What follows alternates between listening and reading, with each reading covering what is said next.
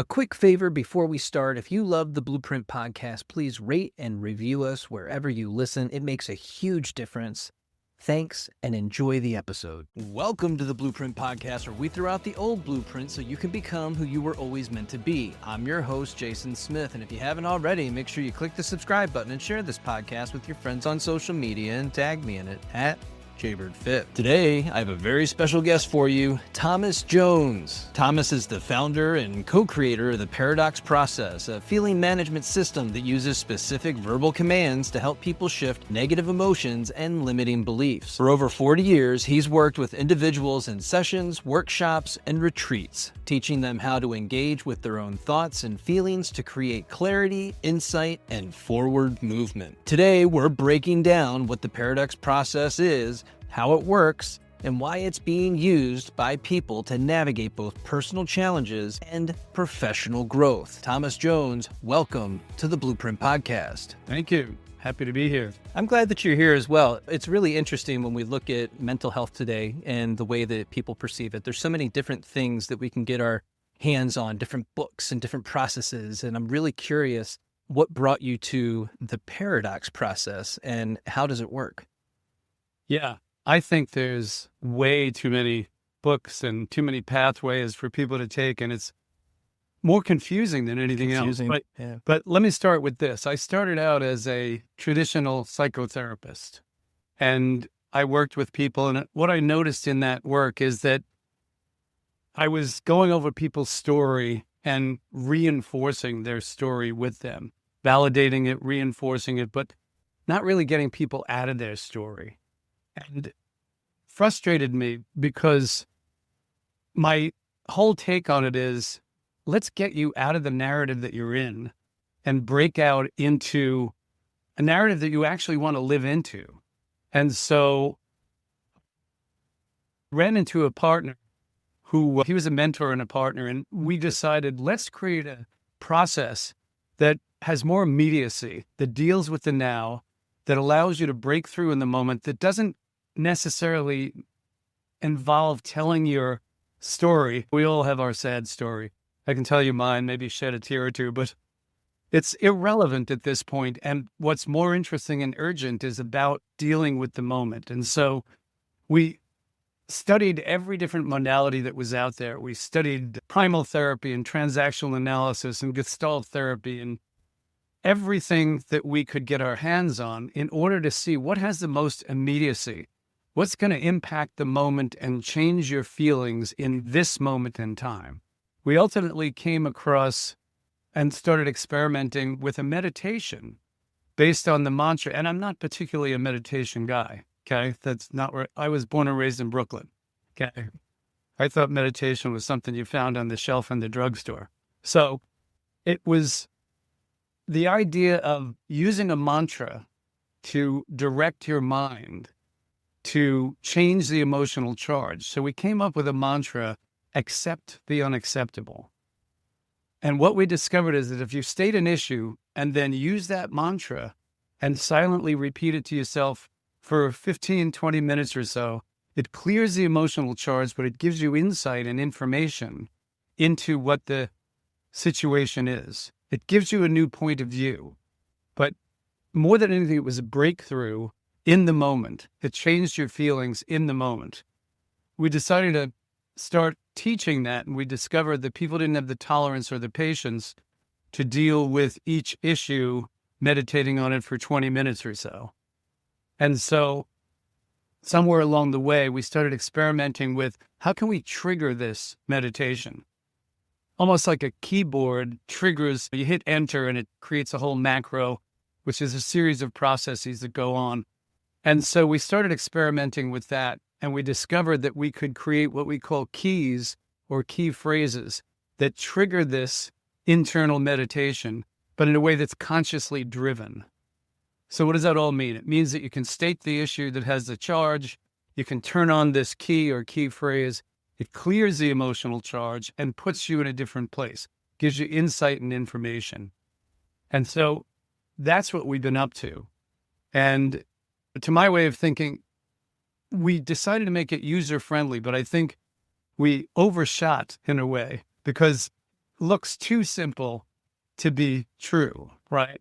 But again, when I walk people through it and I give them the experience of it, they're dazzled by the ability to change your mind and change your feelings in the moment. And that's really the essence of the paradox process. You want to change your feelings in the moment. And so that's the evolution of it. And that's where it came from and where I came from. And of course, if you're on the internet, in a comments section anywhere, somebody will say, that's extremely reductive of you with the way that you're explaining all of this information and the way that you're putting it out there. You're going against what's popular in mental health. And what would you tell those people that have that experience? I would say this, that I've been in the field of mental health for 50 years, okay? I've seen everything that it has to offer, and I'm more interested in the neurology of how to change your mind than in the archetypes of this is how we do therapy. I think, not to condemn myself or anyone else, but therapy has failed us, okay? It doesn't work to perfect your narrative. You can make some strides, but you're basically attached to your story. And my whole take on it is, this is a way of breaking out of the narrative, being in the moment and creating something new. And if you want to say that it's too simplistic or too reductive, I'll tell you this, that the mind is simple. The mind works simply. And to complicate it, I think that there's a whole industry on complicating your mind so that we can then administer these kind of arcane processes that you have to go through in order to get to where you want to go. And I think it's a lot of nonsense. We need to change the narrative in our minds. Our experience is guided by the internal dialogue that we have running. And if you can intervene with that internal dialogue and change it into what you want it to be, you've now changed your experience and you're going to change your outcomes. And what's interesting about that is the more that you repeat something in your own mind, and we all do this very naturally, it's just something that we've come to know ourselves as. It's the habit of being yourself. It's a statement of self that this is who I am. This is where I'm going. This is what I'm doing. This is the why behind why I do it. And then it turns into this negative statement. I'm not good enough. I'm not smart enough. I can't do this. I'm not capable. This is overwhelming. And we lead into all this negative verbiage. How can we begin to combat that negative verbiage to become who we were always meant to be? Yeah. And I think first order of business is take a half step back and listen to what your mind is saying, okay? If a stranger started telling us some of the things we tell ourselves, we'd punch them in the nose. We'd be like, what? That's horrible. That's terrible. But we take it lock, stock, and barrel because it's internal. It's so close to us that we identify with it. We have an identity that says, this is who I am. But here's the reality. It's not who you are, okay? You've been programmed from the time you were born with trauma, with upset, with indications from society, from your family on how to be in order to get love, acceptance, and approval. And you have bent yourself into a pretzel based on trying to get that love and approval. And you're no longer your authentic self. And so the narrative that you're hearing is just the narrative of programming. And if you first have an understanding of that, okay, this is not me, okay? Because by the way, we all have this little sachet of negative feelings, okay? I'm not good enough. I'm not smart enough. I'm not pretty enough. I'm not successful enough. And it's just a lot of, for what? It's a lot of noise, okay? And really the answer to that is for the love, acceptance, and approval that you were trying to get as you were raised, as you were growing up. And, the real answer is approving of yourself. And the only way to do that is to stop, to listen to what this mind is saying, and then deliberately interact with it and change that narrative. Sorry, my dog's going to go off for a second. I love dogs, so it's not a problem. It's not a podcast without Chloe. She always makes an appearance at some point or another. Oh, that's good. I love that. Yeah. I'll bring Jamie up here at some point. We'll have a dog fest. Nice. So when we begin to look at who we are or who we believe that we are, we come across the conditioned self. You and I know what the conditioned self is, but somebody else who's coming across this for the first time, they might not know that they're living in the conditioned self. So how can they create that awareness? I think I think people have to be dissatisfied enough with the outcomes they're getting in their lives, because why change it if it's working for you? You and I also know that that's not going to be working for you. That idea or concept of self is going to clash with reality in a way that stops you from getting what you want. And I think we have to be more aspirational than that. Here's some hippie nonsense you can hold on to from my early days, that I do believe that we're supposed to be happy. We're supposed to be content. We're supposed to feel good about ourselves. That there's an original you that is not programmed with all this nonsense and really has the capacity to be in a lot of joy and to create the things that we want to create in our lives. We are at the end creative beings. And if we unlock that, if we get out of these negative feelings and emotions and beliefs, we're going to find a different kind of freedom. Every once in a while, even the most conditioned person wakes up out of their conditioning for some reason. I call it that on a clear day, you can see forever event, right? You get lucky. Right? Oh my God, what am I? You see the world differently, life differently, and it's just a glimpse of what you can really have, who you can really be. But until we manage this internal dialogue, until we manage this inner conversation, we're going to be driven by it because it makes your choices.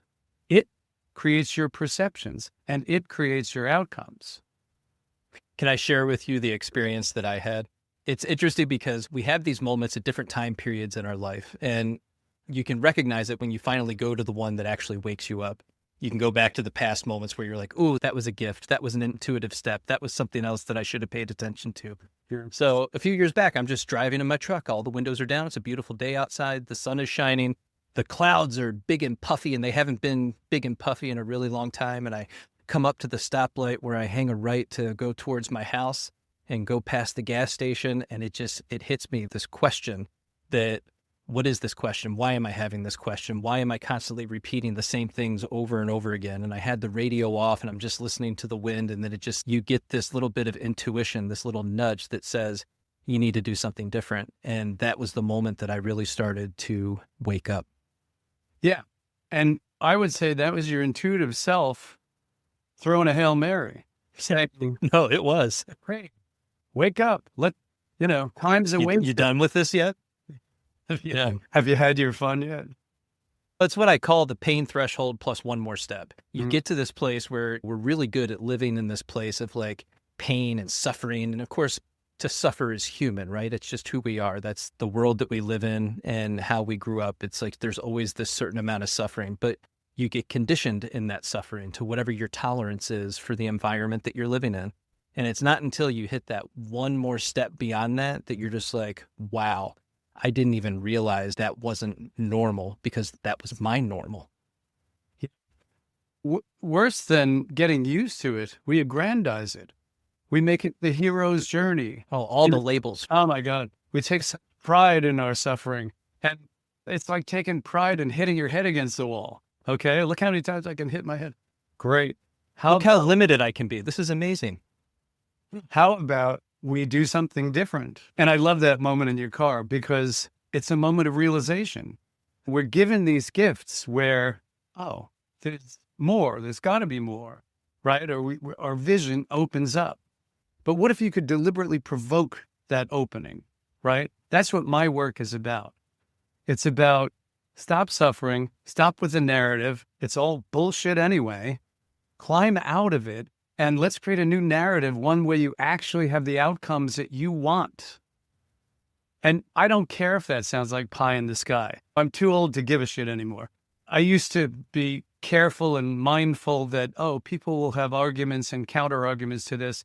But the reality is this, that you need to wake up, we need to wake up, and we need to be constantly waking ourselves up and looking for the better way, looking for the better experience, looking for the better outcomes. And not because we should be achieving so much in life. Okay, we achieve whatever we achieve, and that's wonderful. But because will have a better experience. Okay. The idea of suffering and long suffering as some kind of virtue is just an excuse for people that don't know how to get out of that suffering.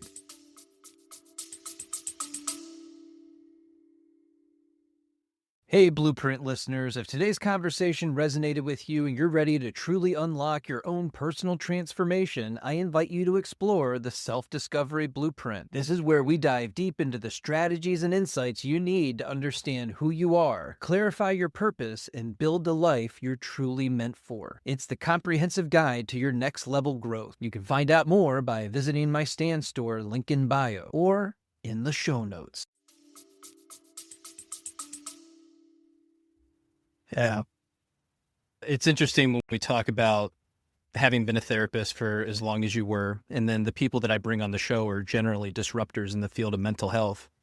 I think for the majority of people who are listening right now, there's so much low-hanging fruit that they don't even consider because it seems too simple, right? To take care of yourself physically, mentally, emotionally, and spiritually, and to have this pretend bucket that you drop at least one thing into each day. We're not saying to fill it up all the way. I'm just saying drop something into that, and you do it long enough over a long period of time, and you do it consistently. And all of a sudden you get to this place where you feel more capable, competent, and confident in who you are as a person. And then you begin to know and trust yourself. And when you do, you look at the world differently, but you also look at the people in your life a little bit differently. And that's where you reach that true empathy versus that social media empathy that everybody tosses out that is more like a covert narcissism. Yeah. I tell people, if you improve yourself 1% every day, in 100 days, you'll be 100% improved. 1% is not a lot to ask of yourself. And the minute you change somewhat, the minute you open up a new perspective, you have hope and possibility. Happiness is predicated on possibility. If you're not living in possibility, you're not living in happiness. And so any incremental change or move forward or sense of possibility is going to open up that experience of joy, of happiness, of excitement, of possibility. People need to write that down. Happiness is predicated on possibility. Put that up on your wall, make it a mantra. I think that's awesome. I love that. Yeah, it's absolutely true. And there isn't a person who sits across from me who doesn't have aspirations and dreams, many of them which they've buried or given up on or gotten practical about. And it's alarming to see what people think they have to settle for in terms of an experience in life. And the reality is, no, don't settle. Look, you're going to fight anyway. Why not fight for your happiness? Why not fight for a better experience? I had a mantra years ago, I'm going to be happy or I'm going to die trying. I was a bit of a radical then. But I think we're always striving towards something. But how about striving toward an opening? How about having a different relationship with this conversation about who you are in a way that you realize that I wasn't born with that. That isn't my natural state. And I've had to accommodate that. I've had to limit myself according to those limiting beliefs. And it has narrowed my pathway to the point where I can't even see my happiness. So what is our natural state? I think our natural state is curiosity. I think it's creativity. I think it really is at least elements of joy, right? You see a little kid and wandering their way, they're very present with their experiences. And because they're so present, they're having a ball, okay? They unlock their imagination. So they have this great sense of, I can be anything I want. I'm Superman, I'm this and that. And it fills you with this sense of spirit. And it's the spirit underneath that we really are. That vibrant spirit that says yes to life. And look, I'm the first to tell you I'm the biggest skeptic in the world, but I am not a cynic. And in my skepticism, I've been ruthless about deciding what's true and what's not true. And I do know that everybody has this spirit that can rise if you let it off the mat. And what are the things that hold it down? Your feelings and emotions, your limiting beliefs, your internal dialogue. And these are the very things the paradox process addresses. And Is that what you call the command language for the mind? Yes. For instance, and we didn't create this to break your brain. We created this to be user-friendly. And so just imagine taking a topic that you have some kind of emotional charge about, okay? Could be anything. Could be a relationship, could be job-related, could be about the future. But sitting there and listening to each negative thought and turning on a key after each one. Okay. Rather than listening as truth, listen as this is something that needs to be cleared out and changed. And I tell people, do this in 1 minute increments. We have several keys that we use, key phrases, right? One of them is called feeling clear, which I think I made too simple because people think it's like abracadabra. But it really is a program that runs that clears the emotional charge from an issue. So imagine, let's say that you're having trouble with a colleague at work, right? So you sit with yourself, take 60 seconds, and say how it shows up for you very simply. He's a pain in my ass, feeling clear. He's always giving me trouble, feeling clear. He's in my way, feeling clear. I hate seeing him every day, feeling clear. It's really annoying, feeling clear. When you're done with 60 seconds of that, you're going to feel differently. And that whole cloud is going to lift. And what will likely happen is you won't care. You'll be like, that's his problem. You take your power back from these things that we give them away to. Yeah, it's so interesting. If people would just remind themselves you don't have to live in their head, it's a pretty great place to not be. Right. And it's also in reverse. The longest running relationship you're ever going to have is the one you have with yourself. So why wouldn't you make it a beautiful place to live? And that's really what your process seems to be running into, is really just gaining command over your mind, your thoughts, your feelings, and your emotions, and understanding that at a level that you can run a pattern interrupt in that moment. Exactly. It is a pattern interrupt. There's a great book out, Mind Magic by James Doty, and he talks about the neurology behind changing your mind, and that there are clear neurological principles in operation when you start engaging with your mind in the way that this paradox process does, that you absolutely changing what you're prioritizing. And when you deliberately provoke a new narrative, you're provoking new changes neurologically. Let's say that you're unhappy in your career, so you want to build something new, right? Part of the factory for reality is your imagination. Let yourself imagine what that new journey would look like, what that new possibility would look like, and describe the experience that you'd like to have. And you're going to discover that that then becomes, and by the way, if you did that every day, there's another key called affirm clear. If you stated what it is that you want to create and you said affirm clear after each one, 60 seconds a day. I know that seems like a lot of work, but a minute a day, you will change your neurology. You will change what your mind is value tagging, what your mind sees, and what your mind chooses. And so it really is about re-engineering your perceptions, changing them to where you want to go instead of letting them lead you according to your past. It's so difficult because those perceptions are often identity level. They're mostly identity, right? Yeah. So how can you begin to shift out of that? I think you have to accept the reality that I don't like this identity. This isn't working for me. This is too limiting for me. Okay? Here's part of what I do. I give people permission to reinvent themselves because you're not locked into who you think you are. It isn't even who you are.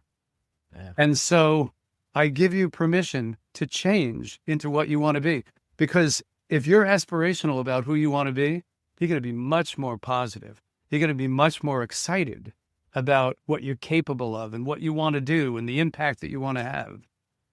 So as people pivot and they transition and they begin to become the person that they're capable of being, how can they deal with the people in their lives who might be rejecting this new person? That's a good question, because what happens is that as you start to change, some people won't like that. I know who you are. I know what you're capable of. You're a liar. You'll Don't get a lot of fool that. me. Yeah. Who are you kidding? And the reality is those are the naysayers that at some point you have to not mind and maybe even let go of some of them. Right. Yeah. Because they're reinforcing an old version of you that is not healthy. It's not even healthy for them, but forget them. It's about you, right? And yes, when you're embracing change, you have to recognize that, yeah, I'm going to change. My world is going to change. And maybe even my social circle is going to change. But what you're going to see is that people that will reinforce that positive version of you will start to emerge.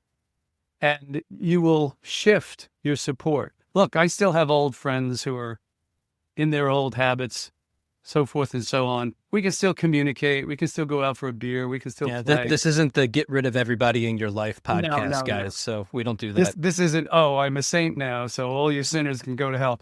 No, Yeah. It's more like I'm on a journey. I'm moving my way. And by the way, they accept my path. They sometimes think I'm nuts, but they accept it. We laugh. We go see live music together. You don't have to give people up in order to make the changes you want to make. You just have to give up your pain. You have to give up the old self. I love that you identified that new people will emerge in your life. I always say this, that we have a veil or a wall in front of us and we can never see beyond it until we start doing something new. We delve into novelty, and that opens you up just a little bit more to be able to peek over the wall. And you didn't even realize there was a whole other world on the other side of that wall, and people that are going to love you, they're going to care for you, they're going to support you, they're going to celebrate you, they're going to want to see you win. They actually have a mentality of wanting to see you win. You're not in competition with them. And it's a whole new experience and world that you get to live in. And it's available to all of you who are listening today. Amen. I love that. Now, you've worked with thousands of people. What are the emotional patterns that come up over and over again, regardless of background? I work with a lot of people that want to get somewhere. I work with people who are successful and have hit a wall somewhere. I've hit a wall. I'll be honest. They've hit a wall. I have. Maybe we'll do some work on it. So the pattern is generally, it can go anywhere from discouragement to despair, depending on where they're at with it, right? Because at a certain point, even in your greatest progress, you're going to hit your limiting beliefs. You're going to hit the beliefs that I'm not enough, or I can't do this, or life won't let me, or I'm not strong enough, et cetera, et cetera. And those are the very issues that I work with people on. I call it your core feelings, right? Or your limiting beliefs, your core limiting beliefs. And there's a hierarchy of behavior where those limiting beliefs create a narrative. Those narratives create a choice, and choices create outcomes. And so you get to those limiting beliefs and you start working on them, and you're going to be in a different possibility. I liken it to a jailbreak, right? Somebody's like behind the bars and they're stuck, and I'm here and I'm saying, okay, we're going to bust out of here, right? Now, what's interesting to me is that once people break through those limiting beliefs, it isn't all sunshine and roses, okay? It's, now what do I do? How do I acclimate to this new freedom? There was a reason I was buying into these limits. I felt very safe. And now I'm challenged in a different way. And so that becomes the second issue that has to be dealt with. So the first is the limiting beliefs. The second is your reactions to no longer having them. It's so interesting because now we're touching into nervous system capacity, and you're getting into this new space that you've never experienced before. So you don't really have the capacity for it because you're so conditioned in this other way that now you have this new experience, and it can feel really overwhelming. Yeah. It's new territory. It's unfamiliar. The psyche likes safety. It wants to retreat to safety. And so how can we feel safe in the new? Yeah. I tell people identity is like a rubber band. You can stretch it and create new possibility, but unless you work on that change, it's going to snap back to the old self. And so it's the work of trusting you, right? trusting that you're enough to adapt to these changes, that you're actually choosing these changes, that they're better for you, and seeing it on a rational emotive basis, right? Rationally, you're seeing why this is better. Emotionally, you're feeling why this is safer. So that's the kind of work that I do. So what happens to the person that has been doing some of the work and they're chugging along, they're doing great. This is an amazing experience for them. But then all of a sudden they hit a little speed bump and they're like, what is this? I thought I healed this. I thought I already went through this. I thought this narrative was taken care of. How can we begin to have compassion in that experience? I think that here's the hard sell of growth in general, right? That we're always a work in progress. We're always going to be growing and changing. And so your speed bumps will be fewer and far between, but they will feel as profound as the early speed bumps. It'll feel like, well, I'm right back where I started. The truth is you're not back where you started from. You're at a higher level. You're doing more. You're more expansive. You have more freedom of motion. But restriction feels like restriction. Limitation feels like limitation. And so I think you have to have a relationship with limitation where you understand, okay, I'm going to grow, I'm going to plateau. I'm going to grow, I'm going to plateau. And the reason for that is that if I could wave a magic wand and bring you to exactly who you could be at your highest potential right now, you'd probably drop dead. Or you'd be terrified, right? Oh my God, I can't deal with all this change. And so we digest change in increments, and that's why we plateau. And so when you know that, when you're familiar with your pattern of growth, you can recognize that, oh, okay, so I've hit a plateau. Now, in that time, a couple of things can be done. One, you solidify the growth that you've achieved. And two, you start looking at, okay, what is the next obstacle that I need to break through in order to get where I want to go? But the trick is, don't get discouraged by the fact that you hit a wall, because you're supposed to, okay? It's how you relate to that, how you integrate that, and how you move forward through it that matters. And when you understand, this is how it goes, fine, let's do this, then you can navigate it pretty effortlessly. Do you encourage people to track their successes over time? I do, and I actually give them an exercise. I call it 3, 6, 12, 2, 5. 3 months, 6 months, 12 months, 2 years, 5 years. And I tell people, write down the outcomes that you want and the experience that you want to have next to those outcomes in each of those time slots. Because once you do that, now you're set up. Neurologically, you're set up. You've got goals. You've got things that you're value tagging, and you will automatically start moving toward those things. And for me, the fun of it, I had some girl just the other day checking her 3, 6, 12, 2, 5. And in 3 months, she's achieved her year's work. And she's, oh my God, I can't believe it. And because you never know how fast you're going to grow and how easily it's going to come to you once you have intention. But I think it's essential to have a roadmap. And it's equally essential not to be locked into it. I call it an aspirational document because this is what I aspire to. This is what I'm up to. This is what I want to create. And I'm very flexible about it, right? And on that roadmap, I don't just put my outcomes. I put the outcomes that I want in my life, including my son graduating, including this happening, including the things that I want to see in my world, right? Because I want a world view that says I'm moving forward in all these areas. So 3, 6, 12, 2, 5, aspirational document, and allows you to create a roadmap. Because I think if we don't have a roadmap, we're wandering. No matter how strong-willed, you're going to wander, okay? And so for me, I think it's essential to map out, this is what I'm creating, this is what I'm up to, this is what I want to do.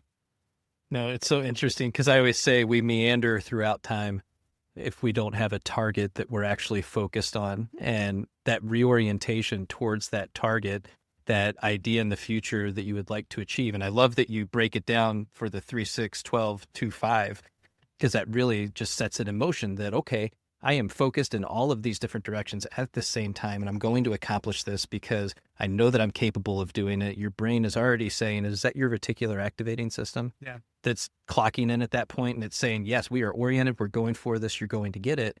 And even in my own life, I've done exactly that. Like, I didn't have starting a podcast on my bingo card of life and being on social media. That wasn't part of it. But I had to reorient myself in this direction. And slowly but surely over the past 3 years, nothing has turned into something. Now, what is it exactly? Still trying to figure that out. Sometimes you don't need to know. You just need to keep putting one foot in front of the other. It goes back to, there's this natural evolution that occurs. There's byproducts that happen when you start putting things in motion that you can't even account for. You can't. Best laid plans, right? There's just people that come into your life, experiences that you're going to have, a random email that somebody saw your content and they want to interact with you, or like even with you. I don't know who it was that reached out, but they said that you would be a good fit for the podcast. I looked at your content. I'm like, yeah, Thomas is a really good fit for the podcast, and looking forward to the conversation. So it's just cool how those moments come to pass when you orient yourself in the direction you really want to go. And I think you're right that when you pick a direction and put one foot in front of the other, life is going to meet you more than halfway. Right? Life is going to say yes when you have a plan. But if you don't have a plan, it's not going to say yes to anything. You know? And then you got to take that daily action. I forgot to mention, that's the piece that can't sit and watch Netflix for half the day and say, but I'm oriented. I know where I want to go. No, part of it. Look, I talk about manifesting, a word that I hate by now. Okay. Yeah. I truly hate it because it's overused. But I explain to people, look, you need 3 things in order to create anything you want. You need intention, you need burning desire, and you need personal power. Personal power is broken into 2 things: taking your power back from the things that you've given it away to, like your fears, worries, doubts, limitations. And part 2 of personal power is attention to detail, small achievable steps. Right?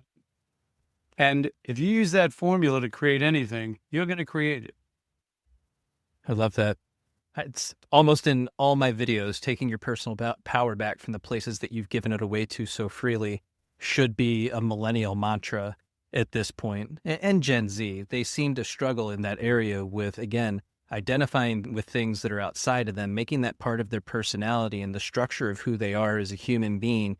And then when those things become disruptive or they change or they shift, they have a really hard time adapting to the changes and shifts that occur that are happening in front of them, because they've made it so much a part of themselves that then they get defensive over a lot of the things that they're experiencing, instead of being able to say, okay, I'm going to pause, I'm going to take a breath, step back, take an assessment, look at what's going on and say, is this helpful or unhelpful? Is this still in alignment with my goals, my values, and my standards for my life? Or is it not? And should I continue down this path instead of giving my power away to this path, and with what I've been doing over the past few years? Yeah. I had a guy, I'll call him a kid because he was 24 and I'm not.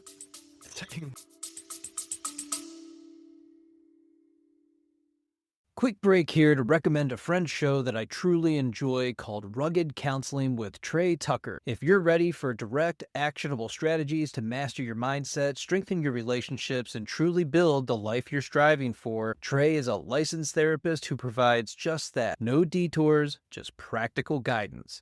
You can find Rugged Counseling with Trey Tucker wherever you get your podcasts.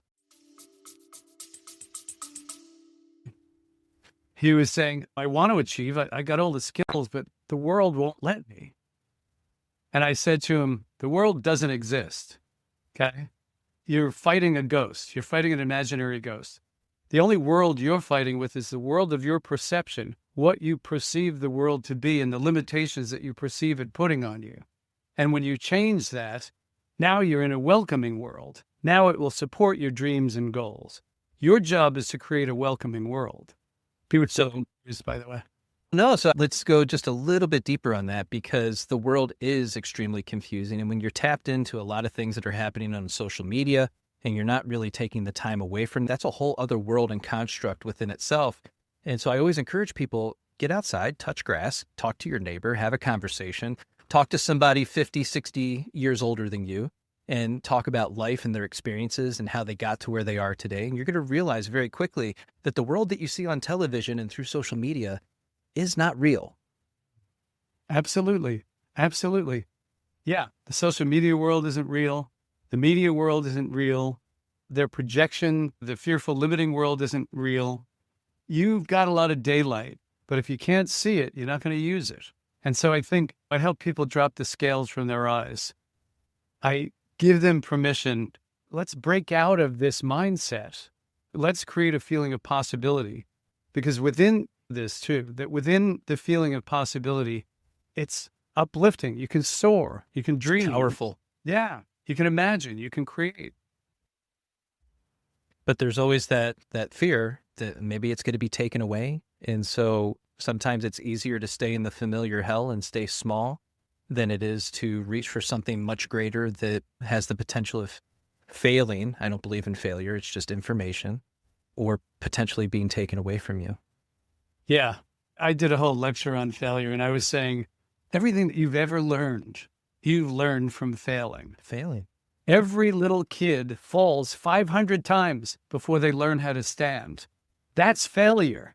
Now, if you can integrate it into your process of success, then you're going to get where you want to go. But if you want to buy, that means you stop. That's what you're going to do. One of the things I do is I offer a free session of this, because I think I can talk to them blue in the face and people are not going to get the experience that I'm talking about. But when somebody comes to me with an issue that has an emotional charge, and we do 10 minutes worth of work and it shifts, then they begin to understand what the possibility of this is, right? And so I do offer a free session of this. And we have a lot of facilitators that are pretty good at this. And so for those who are skeptical right now, but they're curious, what's one thing that they could try to consider that might change how they see their inner world, something that they can do right now in this moment? Okay, here's something they can do in this moment, okay? Unless you want to work on an issue, I can work with you right now. I did tell you, I've hit a wall with I know. just being in the content creation space and doing all of this. I've created it, it's built, it's moving, but it's plateaued. And in that plateau is that fear of, should I continue doing this? Is this still useful? Are people getting the value from the content that I'm putting out because it's plateaued? Do I need to do something different? And you default to this place of doubt, and then it's a very quick fall, slippery slope down to that fear, that anxiety. I love that. Should I even be here doing this? Good. Let's work on that. Okay. Are you willing to change your mindset on that? 100%. Why not, right? Yeah. What do we got to lose? Nowhere else to go. Yeah. So we can do two things at once. I can walk you through this process and we can work on this issue. And the people at home or the people listening can follow along and use the same key to clear a corresponding issue for them. Okay? So here's what's going to happen. I'm going to create a scale of 0 to 10. 0 is going to be where I want to get you to. 10 will be as far away as you can be. And let's say for the situation you described, the 0 that I want to get you to is breaking through to the next level in a way that you see the value that you offer, that you're excited about your work again, that you see even the next leg of the journey, and that you're encouraged, that you're excited, that you're empowered to continue to do it with the certainty of how much value you've given already and how much you will in the future. Is that about where you'd want to be? Yeah, that's absolutely it. Okay, great. So if that's 0 and 10 is as far away from that as you could be, where do you think you'd fall on that scale? How far away from it are you? Oh, man. Right now, I'm probably at a 6 or 7. And that's typical, by the way. That's about normal. So I'm going to start firing questions and statements at you about the issue. Some of them will be true, some of them won't be true, but they all have an emotional charge. You're going to say, feeling clear after each one. That triggers a meditation in you. And I want your people at home to do that as well. In their heads to say, feeling clear, and it's going to clear whatever the corresponding block to them is. Okay? Ready for the first round? Go for it. Isn't it important for me to know I have already changed lives? Feeling clear. Feeling clear. That's all you say. That's your line. Okay.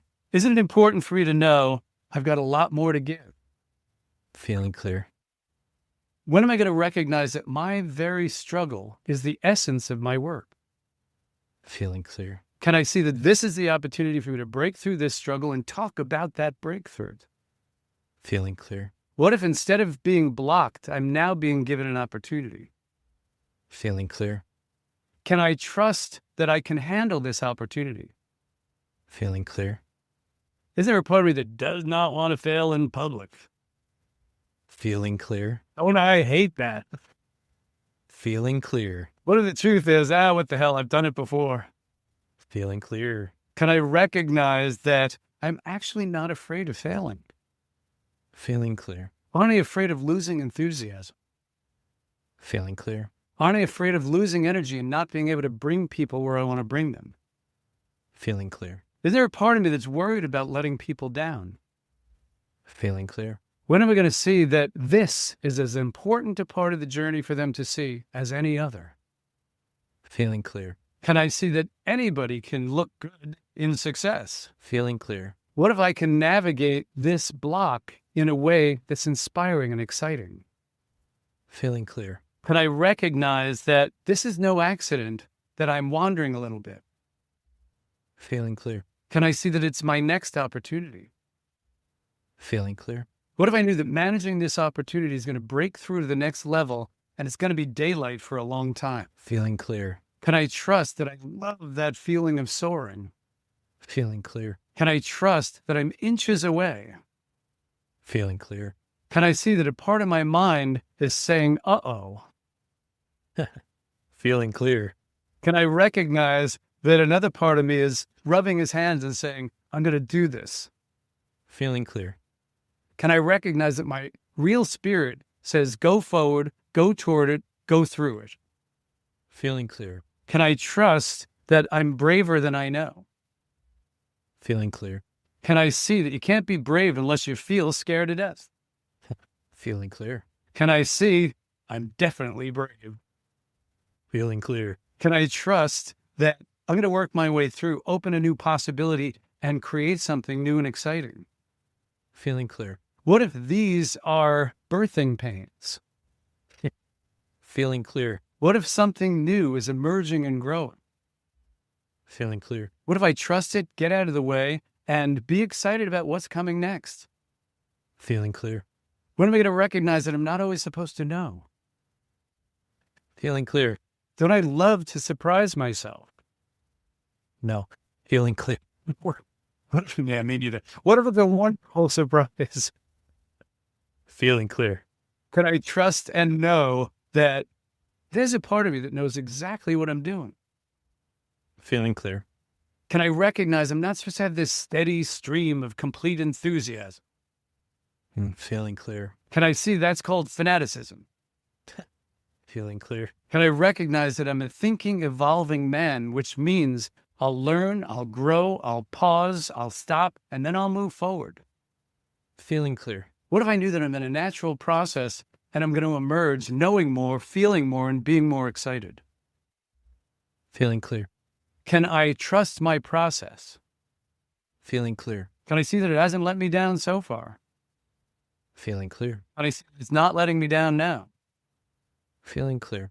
What if I relax, fall back, and trust I'm being carried to the next level?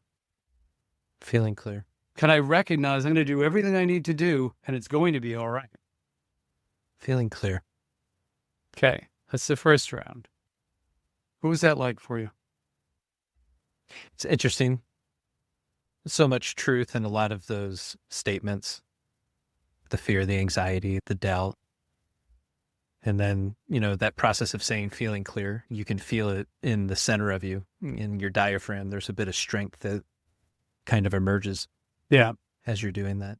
Kind of an interesting process. Deconstruct. It is. Started out at a 6 or so. What do you think it'd be now?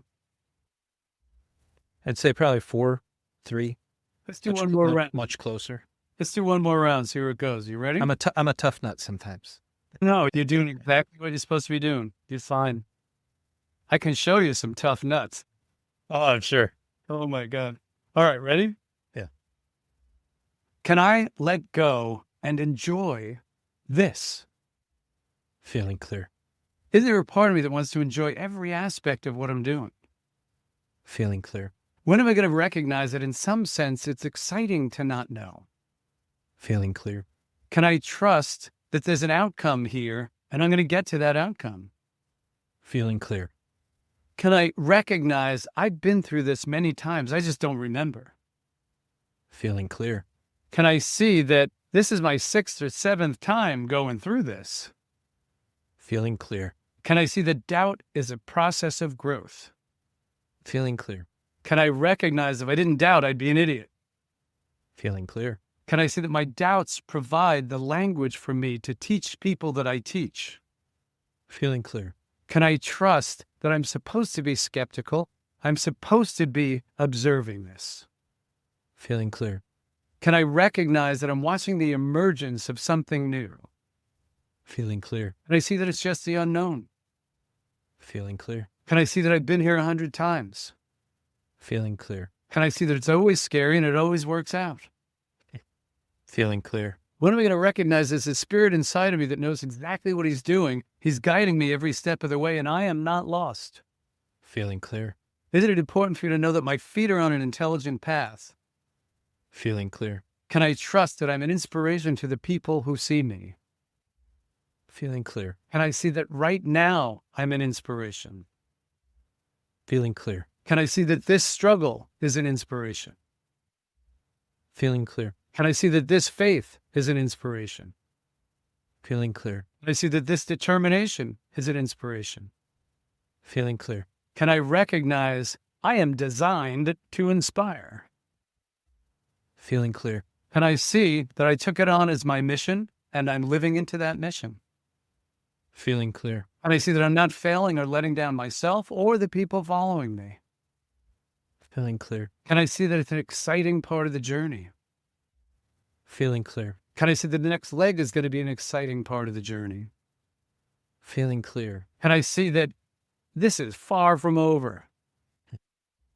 Feeling clear. Can I see there's a part of me that kind of wants it to be over sometimes because I'm tired? Feeling clear. Can I recognize that I don't get off that easy? Feeling clear. Can I see that there's more to do, more to inspire, more to play with, more to learn? Feeling clear. Can I see that in a real sense, my only job in life is to learn? Feeling clear. Can I see that my work in life is to share what I've learned? Feeling clear. And I see that includes everything. Feeling clear. Okay. This is empowering. It's fun stuff, isn't it? Yeah, I like it. And I like all the things that the types of questions or statements that are being put out. It touches on worthiness, understanding that the unknown is a part of the world that we live in, and that everything does eventually, to some degree, work out. Maybe not as we expected it to, but it does. Listening to the spirit, I think, is hugely important. That's often a dynamic that's missing in a lot of the content that's being put out there. It's why I added in physically, mentally, emotionally, and spiritually. Those are the pillars that help drive us to become who we're meant to be. Absolutely. And then understanding that, yeah, it's far from over and that our job here is to learn. This is the school of life, after all. Yeah. And I think it's the point. It's the point of everything. Learning, growing. Here's my motto: learn, grow, and have a great time. I agree. Thomas, I think that's a beautiful place to end. And I can't thank you enough for being here today. Tell everybody how they can reach you, work with you, and learn more about the paradox process. Sure. You can come to my website at www.paradoxprocess.org. And there are links to, I run a Monday night class where we pick a topic every month and we work on that topic. This week's topic is resurrecting your dreams, by the way, which is fun. It's really a topic. We do offer a free session for the people that are curious and want to learn, or that are skeptical and want to disprove it. I don't care. You can follow us on Instagram at Paradox Process, or Facebook, if anyone still uses it, at the Paradox Process. We're running a retreat in August, bringing people to Portugal. We're going to do a 5-day intensive of this kind of work. You can imagine doing this every day and really focusing on resetting your goals and resetting your boundaries. So all of that is available at the website. So come check it out and see what interests you. And all of this will be available in the show notes, guys. Thomas, thank you so much for being here. You bet. It was great. It was really Yes. fun. Yeah, thank you.